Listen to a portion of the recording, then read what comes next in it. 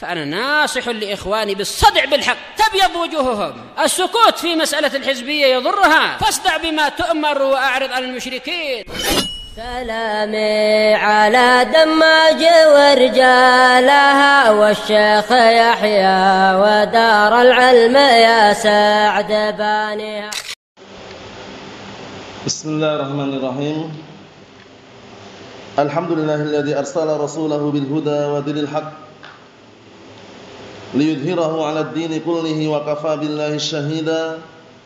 أشهد أن لا إله إلا الله وحده لا شريك له إقرارا به وتوحيدا، وأشهد أن محمدا عبده ورسوله صلى الله عليه وعلى آله وسلم تسليما مزيدا لا نبي بعده. إخواني في الدين أعزني wa'azzakumullahu jami'an wa barakallahu fikum. Sebelum kita melanjutkan bacaan berikutnya terhadap Kitabul Jami' min Bulughil Maram yang disyarah oleh Asy-Syaikh Al-'Allamah Abdul Aziz Ibn Abdullah Ibn Baz rahmatullahi alaih, disetorkan terlebih dahulu hadisnya. Barakallahu fikum, tafaddalu.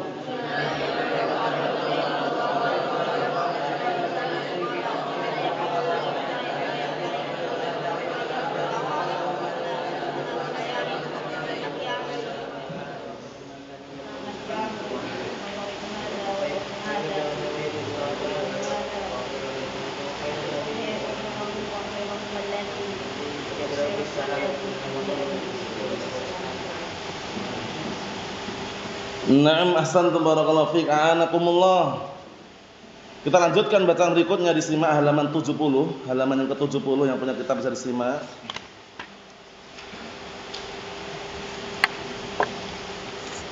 Kalau matanya antum mau memiliki di Kitabul Jami' dari Kitabul Mahram di akhir-akhir itu. Nah, ini syarahnya. Di sana juga ada syarah yang bagus juga karya Syekh Shalih Fauzan, mensyarah Kitabul Jami' juga. Tapi yang kita baca ini adalah syarahnya Syekh Ibn Baz rahmatullah alaih. Qala al-mu'allif asbahullah al-hadits tsani, hadis yang kedua, urutan yang syarah maksudnya, bukan urutan yang di hadis Bulughul Maramnya ya, urutan syarahnya. Yang sebelumnya kan hadis pertama yang tersyarah itu, kalau di dalam Bulughul Maram hadis yang ke-8 kan. Naam. Masih Kitabul Jami'. Ke-8 dari Kitabul Jami'. Paham? Nah, ini kata beliau al-hadits tsani, hadis yang kedua itu maksudnya urutan di sini. Paham ya? Urutan yang syarah oleh beliau, oleh Syekh Ibn Baz. Paham? Hadis Jabir ibn Abdullah radhiyallahu anhu yaqul sallallahu alaihi wasallam kullu ma'rufin shadaqah. Setiap perkara yang baik itu adalah apa? Sedekah. Perbuatan yang baik, ucapan yang bagus, kemudian ucapan yang indah, ucapan yang jujur, itu semuanya dinilai sedekah. Semua perbuatan yang baik, ma'ruf, ini umum. Qala Asy-Syaikh Ibnu Baz rahimatullah alaih, disimak yang punya kitab, hadza 'amun fi kulli syai'in yu'addu ma'rufan fil 'urf. Dalil ini umum pada segala sesuatu yang dinilai dianggap sebagai perkara yang ma'ruf menurut apa? 'Urf, tradisi atau kebiasaan setempat. Orang mengatakan itu baik, bagus, ya berarti dia ma'ruf. Bisa dipahami ya? Seperti itu. Kita lihat min kalimatin thayyibah, baik berupa ucapan yang bagus, ucapan yang baik. Ketika antum mendakwakan agama Allah, mengajarkan Al-Qur'an was sunnah, termasuk atau bukan? Termasuk. Termasuk daripada perbuatan yang ma'ruf, dinilai sedekah. Min syafa'atin, baik itu berupa syafaat hasanah, syafaatnya hasanah. Syafaatnya hasanah itu contohnya ada orang yang hendak masuk di suatu kampung. Orang ini baik, tapi orang ini enggak kenal dengan pembesar kampung tersebut. Kemudian ada orang yang ingin memberikan syafaat dengan kebaikan, dia mengatakan orang ini yang akan masuk kampung orangnya baik, bagus. Akhirnya diterima oleh pembesar kampung tersebut. Itu namanya syafaat yang bagus. Paham? Atau contoh yang lain, dia adalah seorang pembesar, punya jabatan. Paham ya? Kemudian ada saudara kita dituduh mencuri, dituduh loh ya, dimasukkan ke penjara. Dalam kondisi tuduhan tersebut nggak ada buktinya. Orang yang punya jabatan ini Dia ingin berikan syafaat yang terbaik. Akhirnya dia mungkin melalui proses bagaimana caranya saudara kita yang di penjara karena enggak terbukti salah tadi dikeluarkan. Itu berarti memberikan syafaat yang bagus. Paham maksudnya? Ayo. Min muasat atau juga berupa muasat. Muasat itu adalah apa? Sama-sama merasakan kesedihan. Sama-sama merasakan kesusahan. Jadi saudaranya susah, dia juga merasa susah. Saudaranya sedih, dia juga merasa sedih. Dalam artian tuh dia merasakan apa yang dirasakan saudaranya. Itu juga termasuk apa? Termasuk perkara yang bagus. Dalam artian orang ini tidak egois. Tidak barakallahu fik cuek, tapi dia peduli dengan saudaranya. Itu namanya muasah. Nah, ketika berat sama-sama dipikul, ketika ringan sama-sama dijinjing. Paham maksudnya? Itu ta'awun. Min ghairi dzalik, dan selain itu min wujuhil khair, dari perkara-perkara kebaikan. Kulluhu yu'tabaru shadaqatan lirni. Semuanya ini dianggap dinilai sedekah. Ala akhi, terhadap saudaranya. Antum menolong saudara antum dinilai sedekah walaupun tidak harus dengan uang. Jadi jangan sampai salah memahami ya. Orang bersedekah itu tidak selamanya dengan uang, tidak selamanya dengan harta. Dengan ucapan yang bagus, dakwah yang thayyibah, ajakan menyuruh beragama yang lurus, sedekah atau bukan? Sedekah. Mafhum? Kita lanjutkan lagi, perhatikan baik-baik itu. Lima fihi min jam'il qulub wa ta'lifiha wa taqarubiha. Kenapa dinilai sedekah?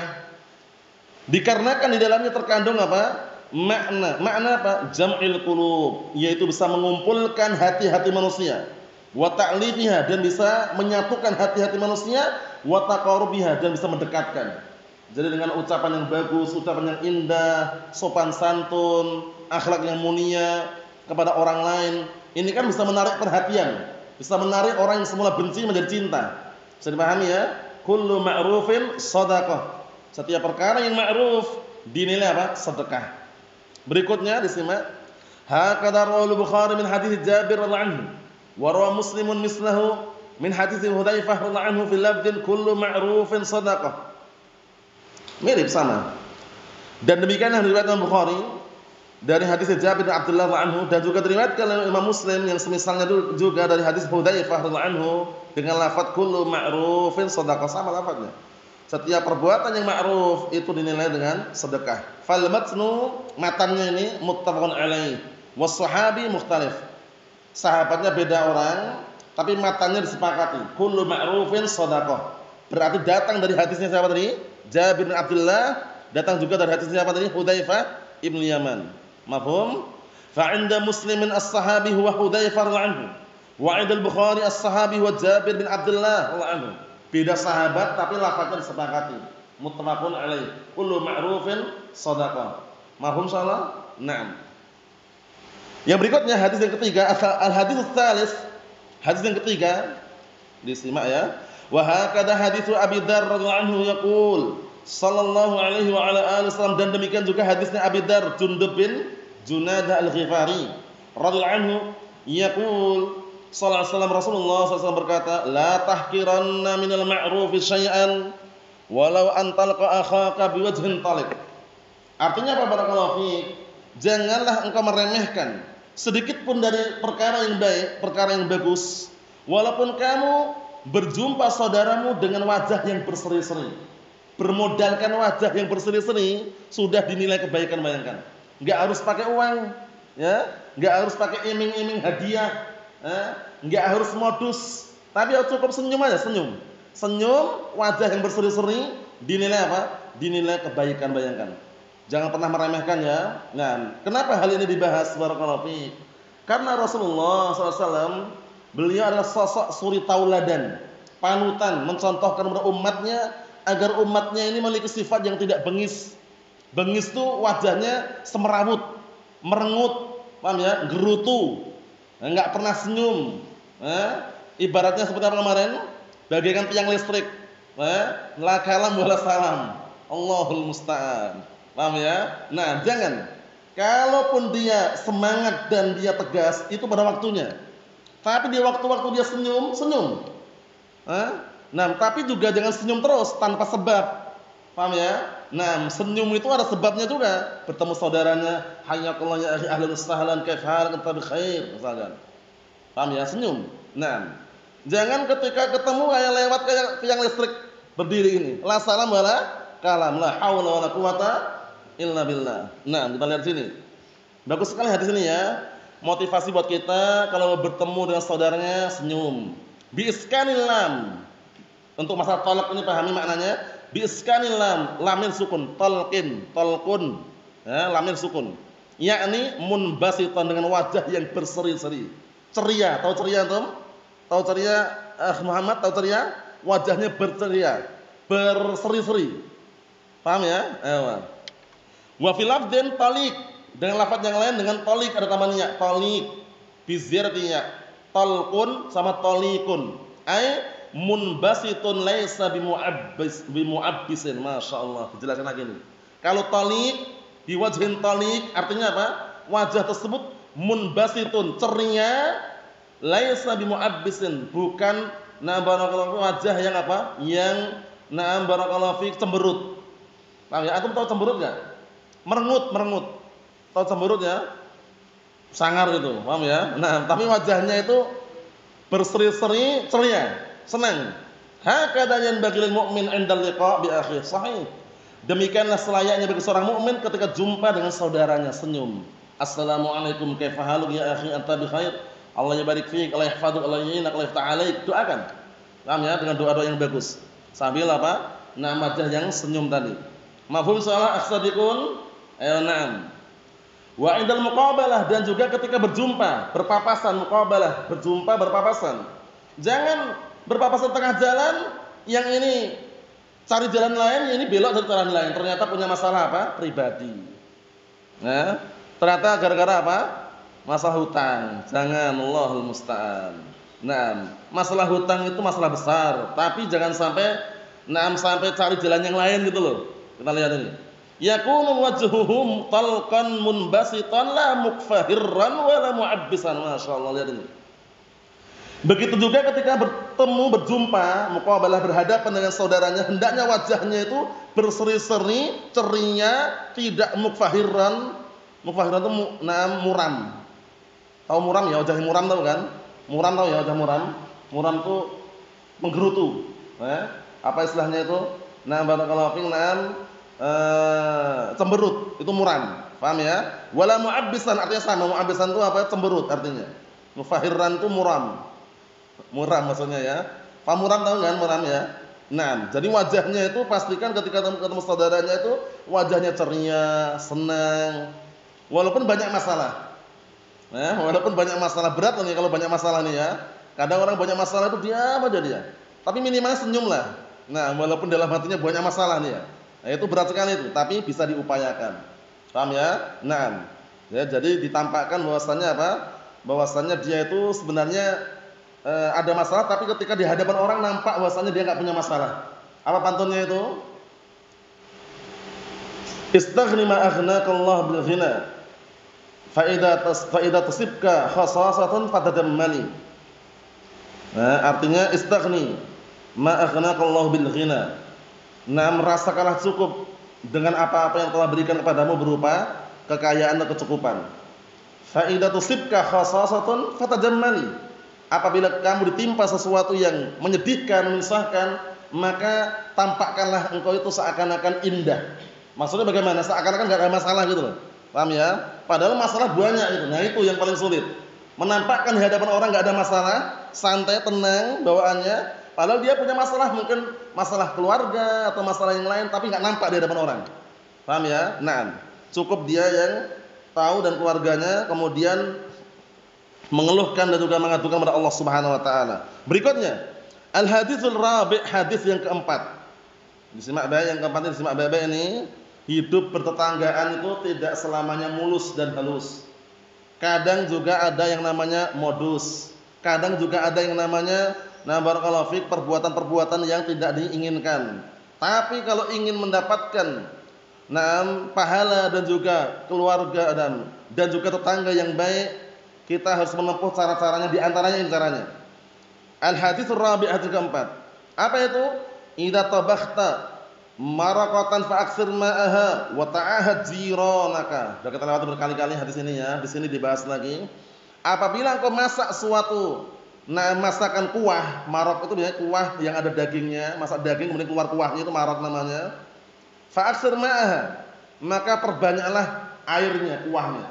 Jadi masak daging, daging ayam, daging sapi, daging kambing itu berbanyak kuahnya. Kemudian apa? Wa ta'ahad jiranak, dan berikanlah kepada tetanggamu. Dibagikan maksudnya. Walaupun hanya istilahnya kuah campuran daging sedikit enggak masalah. Intinya kan dia memberikan kepada tetangganya. Fungsinya apa sih? Agar tetangga itu ikut senang. Paham ya? Misalkan dia masak masakan kari misalkan, kari India misalkan, baunya kan kemana-mana. Tetangganya otomatis mencium bau masakan biasanya. Nah, minimalnya antum kasih kuahnya gitu. Kalau nggak mampu kasih dagingnya, sudah senang, ya kan? Roti, khubz itu, kemudian satu mangkok kuah, senang. Minimalnya kita dah bagi. Paham ya? Itu bukan wajib tapi anjuran yang sifatnya akan apa? Mewujudkan tetangga yang bertetanggaan yang baik. Mafhum? Nah, jangan masak yang enak malah ngemeng-ngemeng. Nah, malah dipamerkan di depan mereka, nah difoto nanti kirim ke tetangganya, enggak dibagi lagi, jangan. Itu kurang bagus.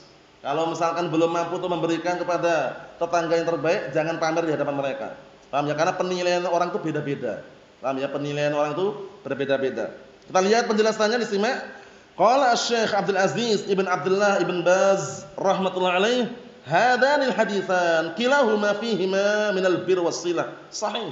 Ma yajma'ul qulub. Sahih. Dua hadis ini kedua-duanya di dalamnya terkandung pendalilan albir apa bir? Kebajikan, kebaikan, wasilah, menyambung hubungan silaturahmi. Karena tetangga itu beraneka ragam. Ada tetangga yang itu tuh kerabat kita, ada tetangga yang tidak ada kekerabatan, ada yang tetangga orangnya kafir, beda agama, tapi tetangga. Paham ya? Dia tetangga kita, cuma beda agama. Semuanya memiliki hak. Kalau tetangga kita itu kerabat kita, haknya tiga. Haknya tiga. Pertama, hakul jiran. Paham ya? Nah, kemudian hakul qarabah, hak kekerabatan. Nah, kemudian hakul din, hak agama. Paham ya? Tiga ini. Seagama, kemudian dia apa? Hak tetangga kita kasih, hak qarabah. Qarabah itu ya silaturahmi. Paham? Kalau tetangga itu orang lain bukan kekerabatan, dua. Kalau dia seagama, dua. Hakul jiran sama hak apa? Seagama tadi. Kalau dia beda agama, dia dan dia bukan kerabat kita, satu tok. Hakul jiran. Paham maksudnya? Na'am barakallahu fi. Kita lihat. Fantilaqul wajhi wa bisatatul wajh. Maka wajah yang berseri-seri, wajah yang ceria, wa ta'ahadul jiran, dan memberikan makanan kepada tetangga, bisilah, dengan menyambung hubungan, kullu hadza min asbabit ta'aluf. Ini semuanya termasuk sebab-sebab apa? Terjalinnya persatuan. Paham ya? Terjadinya persatuan, kemudian bertetanggaan yang baik, tidak apa? Tidak ada na'am barakallahu fik crash antara tetangga sebelah, ya kan? Tidak ada problem dengan tetangga sebelah. Wa min asbabit taqarubil qulub, dan termasuk sebab-sebab apa? Mendekatkannya hati, saling berdekatan hatinya. Wa ta'awuniha 'alal khair, dan juga sebab tolong menolong dalam di atas apa? Kebaikan. Wa ta'awanu 'alal birri wat taqwa wa la ta'awanu 'alal ismi wal 'udwan, dan tolong menolonglah kalian dalam perbuatan kebaikan dan ketakwaan, dan jangan tolong menolong dalam perbuatan dosa dan permusuhan. Naam. Kita lanjutkan berikutnya, halaman 71. Qala al-mu'allif asbahullah hakadha hadits Ibnu Mas'ud anhu wa wal hadits ar-rabi'. Demikian juga hadis yang berikutnya, hadisnya Ibnu Mas'ud anhu, ya, yang mana itu hadis yang keempat kalau diurutkan penjelasan di sini itu, karena itu semua hitungannya itu kan kalau dihitung itu kan hadis yang akan kita baca sekarang itu 12 kalau urutan yang di matan itu ya. Nah, tapi ini hadis yang keempat itu maksudnya yang dijelaskan. Yaqulu sallallahu Rasulullah SAW mengatakan, man naffasa an muslimin wa fil abdil akhar an mu'min qurbatan min qurabid dunya nafasallahu anhu qurbatan min qurabi yaumil qiyamah. Masyaallah, lihat ini. Barang siapa yang melapangkan dari seorang muslim kesusahannya, kesedihannya, sedih kita kasih lapang, sedih kita kasih dia bahagia. Orang yang sedih kita kasih dia apa? Senang. Paham ya? Maksud menghibur. Paham ya? Nafasa itu maksudnya melapangkan. Nah, barakallahu fiik, memberikan apa? Kelapangan kepada saudaranya yang sedang sedih atau sedang apa barakallahu fik, berada pada kesusahan.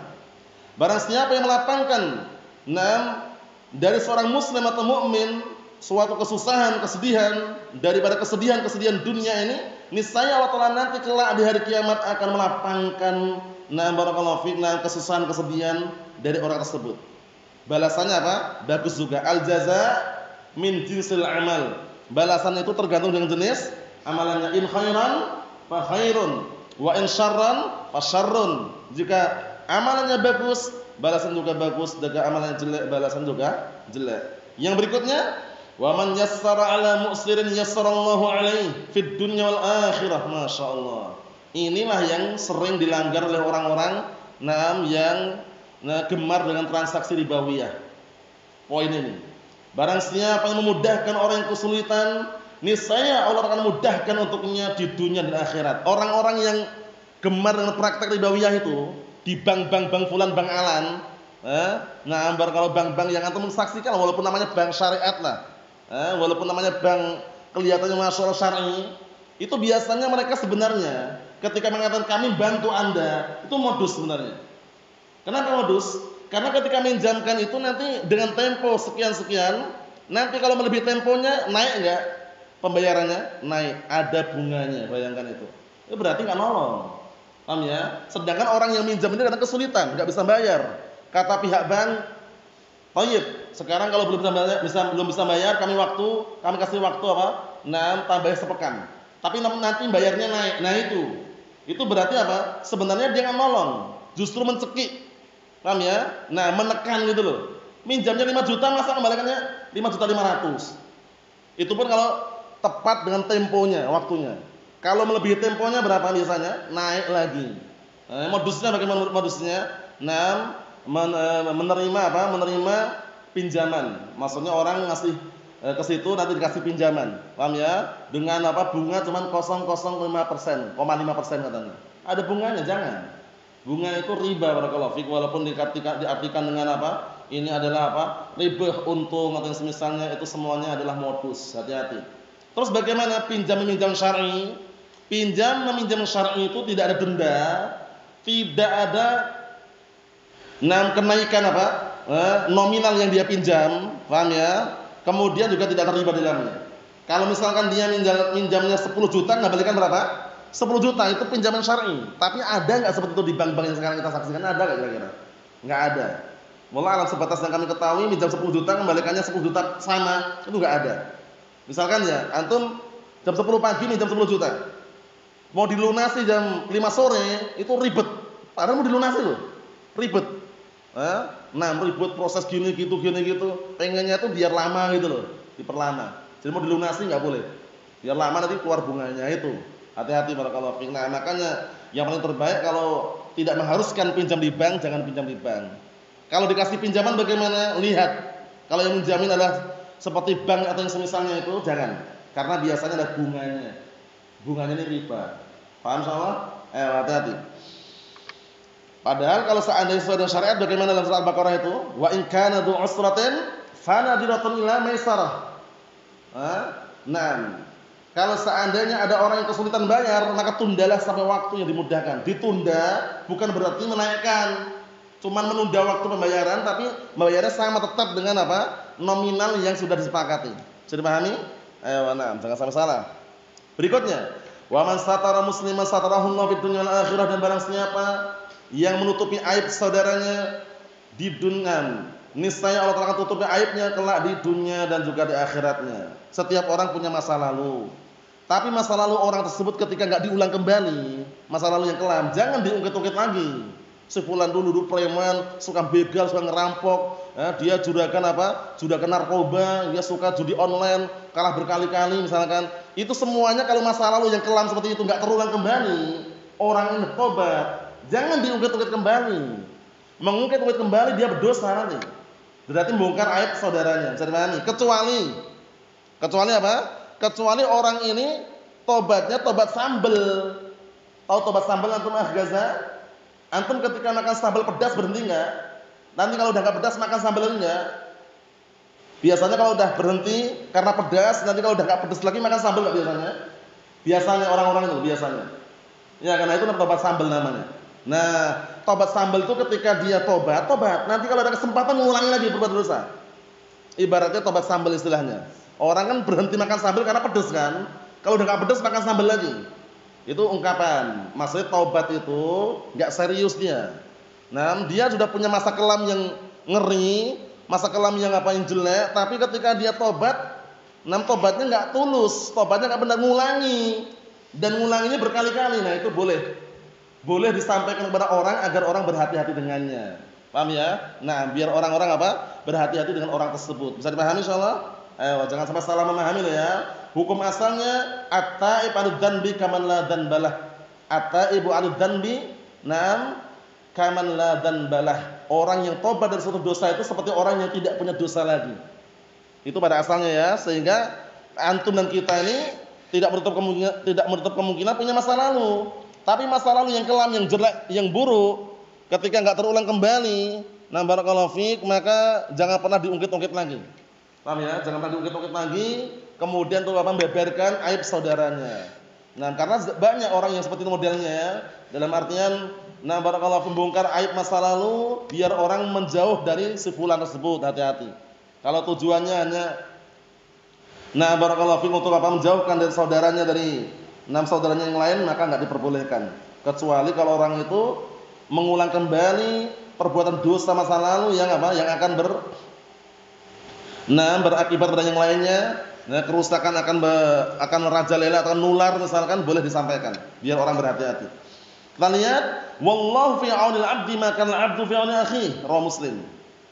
Dan Allah Taala senantiasa berada pada pertolongan, maksudnya menolong seorang hamba selama hamba menolong saudaranya. Wallahu, dan Allah Taala senantiasa menolong hambanya selama hambanya menolong saudaranya. Itu artinya mudah seperti itu. Paham ya? Ya, selama seorang hamba menolong saudaranya, Allah Taala menolong hamba tersebut. Mafhum? Nah, hadis ini rawahu Muslim. Nah, nanti kalau untuk setoran yang akan datang yang akan hafalkan yang itu ya. Jadi yang hadis nomor 12 itu halaman 66, yang nomor 12 itu yang akan hafalkan nanti. Pertemuan yang besok ya, itu yang dihafalkan. Kita baca dulu penjelasannya, diingat-ingat. Wa taqaddama qaul Ibnu Umar radhiyallahu anhu fi sahihain 'an Nabi sallallahu alaihi wasallam annahu qala, dan sungguh telah lewat, disimak yang punya kitab. Nah, ucapan Ibnu Umar radhiyallahu anhum di dalam sahihain dari Nabi SAW, bahwasannya beliau berkata, al-muslim akhul muslim. Seorang muslim itu adalah saudara muslim yang lainnya. Bahkan sampai-sampai waktu itu Abu Hurairah anhu, ketika dalam keadaan beliau berjunub, beliau sempat tidak mau duduk dekat dengan Rasulullah SAW karena merasa khawatir nanti ternajisi. Kemudian apa kata Rasulullah SAW? Subhanallah, innal mu'mina la yanjus. Subhanallah, semuanya orang mukmin itu enggak najis. Paham ya? Sehingga seorang muslim itu saudara muslim yang lainnya. Al-mu'min lil mu'min kal bunyan. Yashuddu ba'dahu ba'dha. Ya kan? Seorang mukmin terhadap mukmin yang lainnya bagaikan bangunan yang mereka itu saling menguatkan sebagiannya terhadap sebagian yang lainnya. Washabbaka baina asabi'ih. Beliau langsung menggabungkan jari jemarinya seperti ini. Paham ya? Sangat kuat sekali. Mafhum? Naam. Tolong menolong, membantu, walaupun tidak selamanya membantu dengan uang dan harta, tapi membantu dengan bisa dengan nasihat, bisa dengan pengajaran Al-Quran Sunnah. Kita lihat sini, la yadlimuhu wa la yuslimuhu, maka hendaknya dia tidak mendolimi saudaranya muslim tadi, tidak pula menyerahkan dia pada musuh. Itu makna di antara makna yuslimuh. Jadi dia tidak menyerahkan saudaranya pada musuh, paham ya? Menyerahkan, melepaskan, diambil musuh itu. Nah, tapi dia justru membantu bagaimana caranya dientaskan dari serangan musuh. Itu makna yuslimuh di antara maknanya. Makna yang kedua, la yatlimuhu wa la yuslimuhu, itu satu makna. Maksudnya apa? Nah, la yukhdiluhu. Maknanya tidak merendahkan, tidak menghinakan seorang muslim yang lainnya. Paham ya? Nah, makanya dilarang kita manggil saudaranya dengan panggilan-panggilan yang bukan panggilannya. Paham ya? Nah, namanya Muhammad bin Saleh, ya manggilnya Saleh. Jangan dipanggil dengan istilahnya kalau bahasa Jawa poyokan. Poyokan ya. Bahasa Jawanya poyokan, orang Indonesianya apa? Nah, panggilan-panggilan yang jelek lah. Paham ya? Nah, misalkan karena dia orangnya pendek gitu, cebol misalkan. Nah, ngejek-ngejek jangan. Paham ya? Itu enggak bagus. Kenapa enggak bagus? Karena manggil bukan namanya. Jadi pahami? Nah, jangan ada ya. Pahami bahwa manggil namanya, Muhammad ya kaifaluk ya Muhammad, kaifaluk ya Saleh, kaifaluk ya Ja'far. Jangan suka ngejek-ngejek seperti itu karena belum tentu yang mengajak itu sebaik yang diajak gitu loh. Iya kan? Belum tentu yang mengajak itu lebih baik daripada yang mengajak. Manggil yang namanya. Nah, misalkan namanya Saleh ya, manggilnya kaifaluk ya Saleh. Bukan diajak dengan ajakan-ajakan. Paham ya? Nah, barakallahu fi seperti itu. Mafhum salah akhsarikun? Nah, barakallahu fi. Kita lihat sini. Kata beliau barakallahu fikum, "Man kana fi hajati akhi, kana Allah fi hajatihi." Lihat, masyaallah. Barang siapa yang senantiasa menolong kebutuhan saudaranya, maka Allah Taala akan memberikan dan menolong kebutuhannya. Lihat. Jadi antum bermodalkan menolong saudaranya. Menolong saudara antum dengan memberikan bantuan yang perlu dia bantu, misalkan yang dia perlukan walaupun semampunya, Allah Taala pasti akan menolong. Ini terbukti loh ya, terbukti walaupun hanya sekecil apapun yang antum curahkan, yang antum kerahkan membantu saudaranya, Allah Taala akan menggantikan yang lebih baik. Paham ya? Naam. Hadan al-haditsan, disimak itu dua hadis ini, wa ma jaa fi ma'nahuma, dan yang datang dengan yang semakna keduanya, minal ahadits al-katsirah, dari hadis yang banyak, tadullu ala syar'iyyati ta'awun bainal muslimin 'alal birri wat taqwa. Menunjukkan atas apa? Disyariatkannya ta'awun. Apa ta'awun? Tolong menolong, bantu membantu, bahu membahu. Paham ya? Berat sama dipikul, ringan sama dijinjing. Paham ya? Itu maksud ta'awun. Itu ungkapan bahasa Indonesia seperti itu. Jadi ketika berat ya sama-sama kita barakallahu fi dipikul bareng-bareng, ketika ringan sama-sama kita jinjing bareng-bareng. Bisa dipahami? Nah, tolong menolong di antara kaum muslimin dalam hal apa? Kebaikan dan ketakwaan. Tolong menolong di sini bukan berarti apa? Open donasi, penggalangan dana, open donasi, minta-minta, ngemis atas nama dakwah sampai dapat gelar pengemis berjubah. Allahul musta'an. Paham salah akhrafi? Ayo. Bukan open donasi, bukan penggalangan dana. Paham ya? Tapi bagaimana? Sadar diri, sadar posisi, yang dikenal dengan inisiatif diri. Paham ya? Antum punya harta lebih, silakan sedekahkan dengan inisiatif. Ketika tidak punya harta, ekonomi susah, sabar, jangan sampai meminta. Selesai. Itulah na'am barakallahu fik, na'am istilahnya apa? Dikenal dengan istilah kaidah kita. Ketika punya harta lebih, ya, rezeki yang melimpah, silakan bersedekah tanpa harus diminta. Ingat ya, tanpa harus diminta. Karena beda loh, orang sedekah dengan diminta, dengan orang sedekah sadar diri itu beda rasanya. Kenapa bedanya? Kalau orang yang bersedekah karena nunggu diminta, itu biasanya keikhlasannya tercoreng. Wah, enggak enak kalau enggak ngasih. Kenapa? Diminta. Ya, diminta dulu dia baru ngasih. Tercoreng enggak keikhlasannya? Tercoreng niatnya. Dia ngasih karena diminta. Beda dengan orang yang sedekah karena inisiatif, sadar diri. Perkara orang minta atau enggak minta, dia ngasih gitu loh.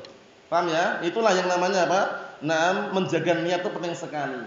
Jadi jangan sampai kita punya sifat yang suka minta-minta, ngemis, kalau bahasa kasarnya ya kan. Kalau bahasa Arabnya tasawul, kalau orangnya mutasawil ya kan. Nah, perbuatannya tasawul jangan. Paham ya? Tapi bagaimana caranya? Ketika punya harta yang melimpah, rezeki yang banyak, rezeki yang luas, paham ya? Silahkan berinfak, bersedekah tanpa harus diminta. Paham? Ketika rezeki tidak baik-baik saja, ketika rezeki sedang turun, ekonomi sedang susah, sabar tanpa harus meminta. Sudah pahami? Walaupun boleh minta, tapi dengan catatan 3 perkara yang disebutkan dalam hadis siapa? Qabisah bin Mukhariq al-Hilali wa Muslim. 3 orang yang dibolehkan minta-minta. Selain 3 orang tersebut, apa kata Rasul alaihi salatu wassalam? Rasulullah mengatakan kepada Qabisah, "Ya Qabisah, wahai Qabisah, naam, selain 3 perkara tersebut, kalau kamu minta, maka sungguh neraka ancamannya." Anugerah semakna ya. Nah, dia memakan bara api dan neraka, waliyadzubillah. Paham ya? Nah, karena ada hadis yang sahih, man sa'ala amwalan nasi takassuran faka'annama yas'al al-jamr. Barang siapa yang minta harta manusia untuk memperkaya diri, untuk apa? Untuk biar kaya atau untuk intinya minta harta manusia lah, maka seakan-akan dia itu sedang minta bara api. Fal yastaqil awal yastakthir. Maka hendaknya dia memperbanyak permintaan tersebut atau mempersedikit. Faham? Kemudian ancaman berikutnya, Apa ancamannya di antaranya? Wala yazalun nasu yas'al hatta ya'tiya yaumil qiyamah wa laysa fi wajhihi muz'atu lahmin. Ngeri. Ngeri atau tidak, Akh Muhammad? Ngeri, lihat ini. Senantiasa ada orang yang minta-minta sampai nanti dari kiamat didatangkan dalam kondisi tidak ada sekerat daging pun di wajahnya. Hilang dagingnya, bayangkan. Minta-minta. Ini sekedar selingan, barakallahu fiik. Membantu saudaranya ta'awun dalam perbuatan kebaikan ketakwaan itu tidak harus open donasi. Tidak harus melakukan penggalangan dana. Tapi bagaimana? Sadar diri, sadar posisi, inisiatif. Setiap orang pasti paham. Tapi dengan cara minta-minta seperti orang-orang hizbiyun, muterkan kotak amal itu yang dilubangi, kayu atau kotak-kotak itu yang dilubangi itu jangan. Itu minta-minta dengan cara yang halus, mulus, modus. Paham ya? Nallahul musta'an. Hati-hati barakallahu fiik. Inisiatif, sadar diri posisi. Wa anna kulla muslimin yarfuq bi akhi, dan hendaknya seorang muslim, setiap orang muslim itu dia apa? Berbuat baik, berbuat lembut terhadap saudaranya. Wa ya'tif 'alaihi wa yarhamuh, dan juga sayang terhadapnya, ya'tif sayang, wa yarhamuh dan juga menyayanginya, artinya sama. Wa la yadhlimuhu, dan tidak mendoliminya, wa la yukhdhiluhu lidh-dhalimin, dan juga tidak menghinakan, merendahkan dia di hadapan orang zalim, maksudnya yuslimu, dan menyerahkan tadi.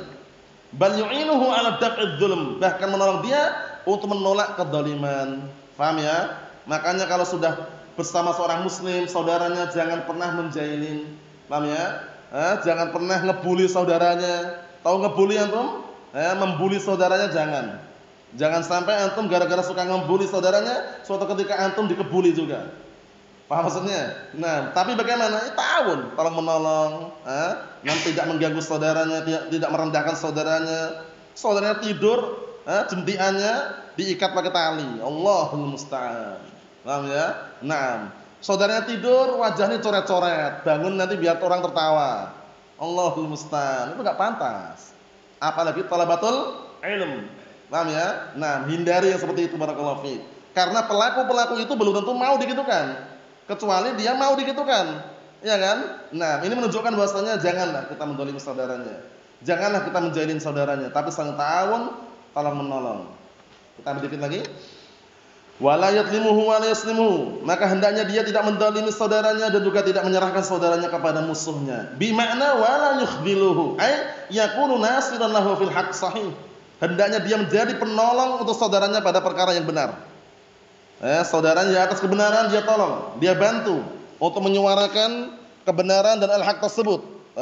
Dia bantu, dia tolong. Nah, ketika dia mendakwahkan agama Allah Subhanahu wa taala.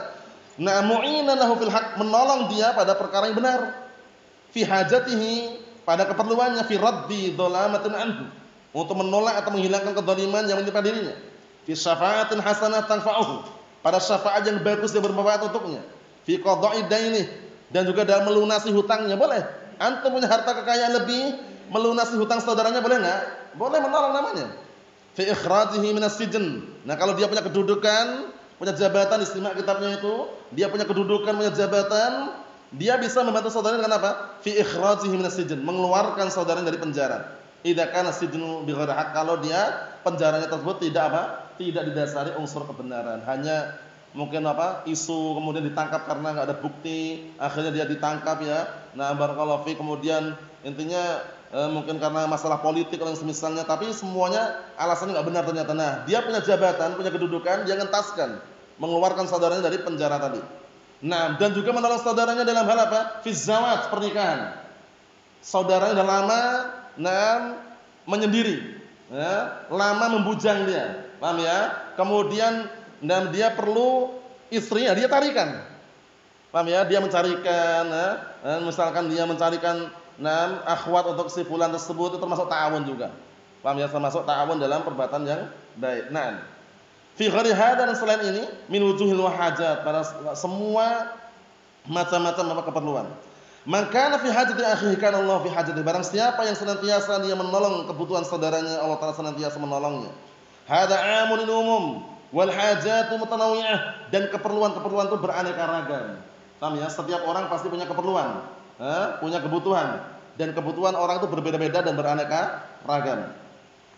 Wa hakadha hadis Abi Hurairah anhu, wallahu fil 'abdi 'anil 'abdi ma kana al-'abdu fi 'auni akhihi, dan demikian juga hadis Abi Hurairah anhu, dan Allah Ta'ala senantiasa menolong hambanya selama hamba menolong saudaranya. Yang terakhir, falau aminal muslimun bihadil hadis, kalau seandainya kaum muslimin beramal dengan hadis-hadis tersebut, la zala kullu syarrin sahih, niscaya segala kejelekan akan hilang.